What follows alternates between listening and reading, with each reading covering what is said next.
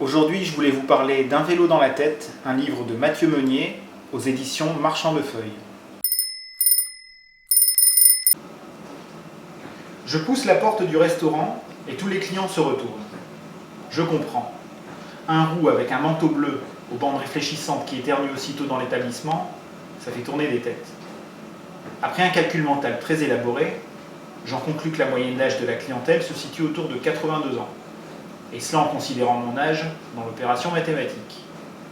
Je choisis la banquette à côté d'une plante en plastique, chose qu'il ne faut jamais faire si on se sent triste ou nostalgique, car la plante peut facilement achever le sujet qui l'observe. Heureusement pour moi, je me sens d'attaque ce matin. J'ai bien dormi et j'ai rêvé au colibri.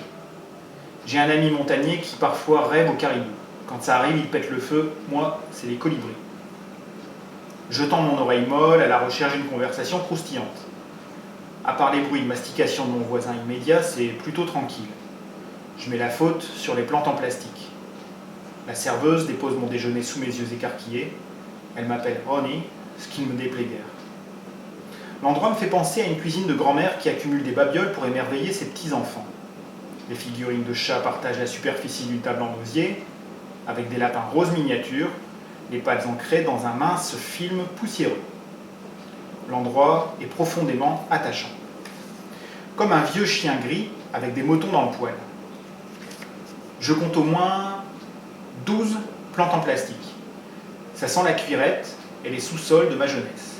Un mélange d'humidité et de spray net, de boulamite et de rhum and coke renversé sur le tapis.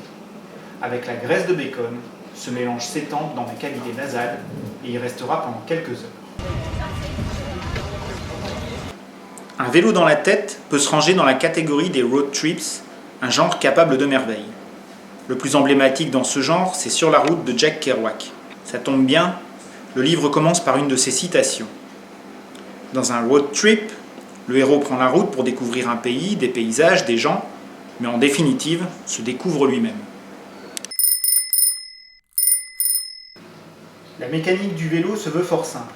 Des pédales, une chaîne, des roues, des câbles, des freins, et parfois une béquille.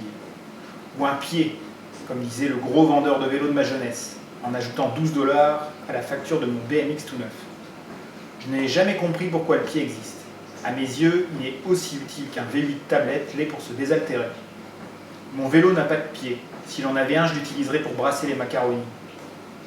L'homme a probablement inventé la béquille pour vélo dans un moment de faiblesse.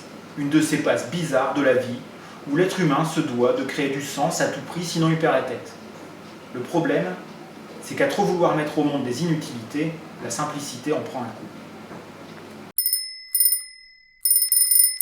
Voilà, lisez Un vélo dans la tête de Mathieu Meunier, un périple plutôt drôle et qui fera voyager son lecteur. Une histoire qui démarre à Vancouver, traverse la côte ouest des États-Unis et se termine au Mexique. C'est paru chez Marchand de Feuilles, une maison d'édition québécoise.